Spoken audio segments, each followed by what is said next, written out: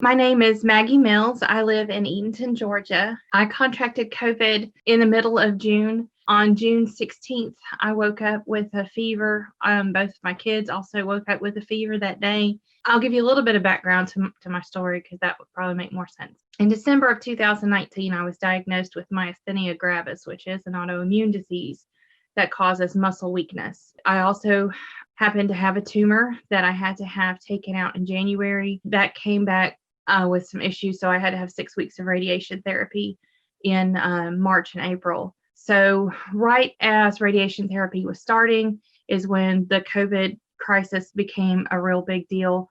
So my family and I were trying to do everything we could to try to stay away from it and keep me safe because I was more vulnerable and susceptible to it. So we actually contracted it from my mother-in-law, who was exposed during a routine heart scan at a local hospital, and she didn't know it. 5 days after she got sick, we all got sick. But it started out with just a fever. We would have chills as the fever went up. We didn't have any cough, no sore throat, just a fever. So when it first started, I was not thinking COVID at all. I was thinking, well, we picked up a summer cold or something like that because, we hadn't been around anybody and been trying to stay home and stay safe. So the fever lasted for about 3 days for my kids, and then they were fine. I did take them to the pediatrician to have them checked for flu because we were having the chills, but their flu test came back negative. So I just said, well, it's just got to be a cold. So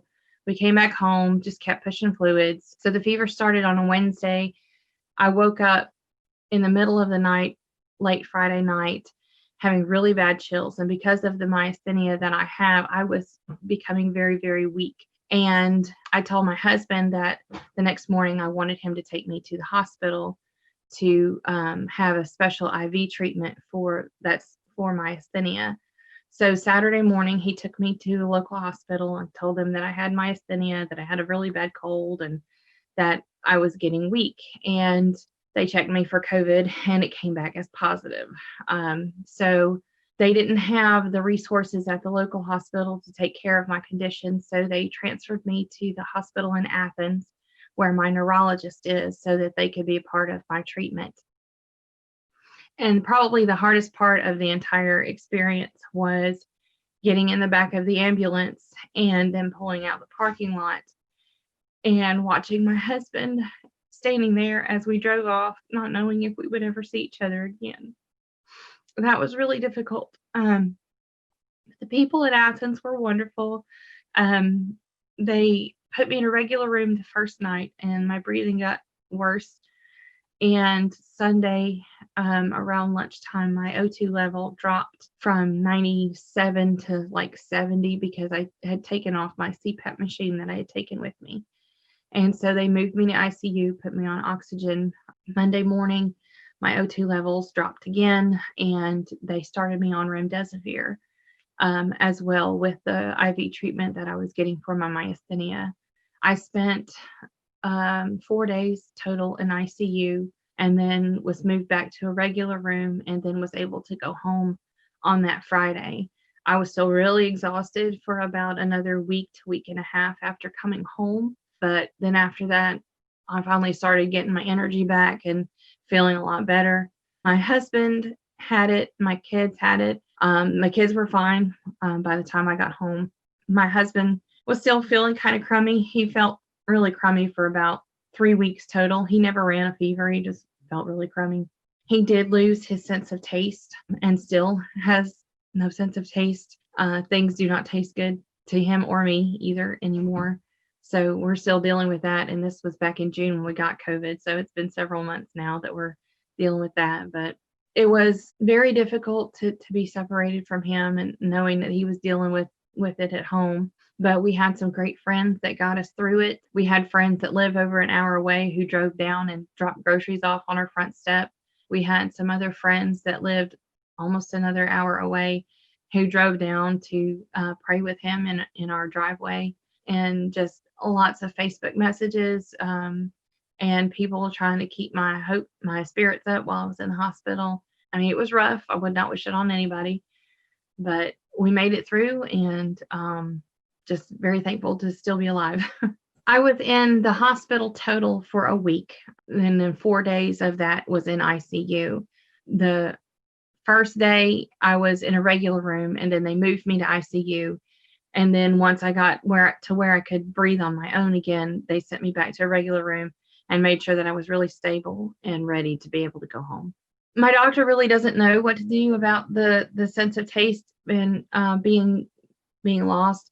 She said that they're hoping that it comes back, but there's really nothing that they can do to really treat it right now. So she said to give it a little while and see if it comes back. Hopefully it will. I know there's a lot of lingering effects from COVID that they're just now learning about, hair loss being one of them. I've lost probably half of my hair since we had COVID. My doctor is hoping that it will be something that comes back. It just may take it a little while. I would definitely say that the social distancing and everything, the sanitizing your hands, all that, we were doing all of that this whole time. And we were exposed on a Thursday. We all got sick on a Wednesday, but we had actually gone to church Sunday between being exposed and actually showing symptoms. But at our church, we were doing social distancing. They were sanitizing our bathrooms very regularly. We were doing things to make sure that nobody was really contacting surfaces and everything. And no one else in our church got it from us.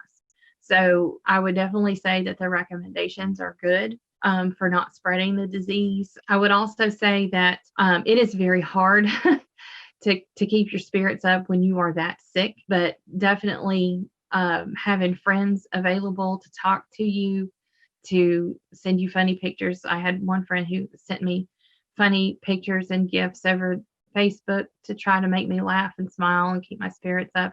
And that was really, really helpful during that time. Dr. Daniel Blair was the doctor that saw me in the ICU. And then he continued to come and check on me in a regular room once I moved out of ICU at Piedmont Athens.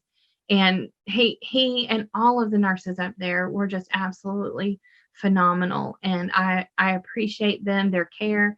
I was not always the easiest patient to deal with, and I apologize for the moments that I had, but they were all so wonderful, so caring, so kind, and really, and Dr. Blair especially, he explained things. He took time to talk to me and to really make sure that I understood what was going on, and fabulous, fabulous people up there at Piedmont Athens.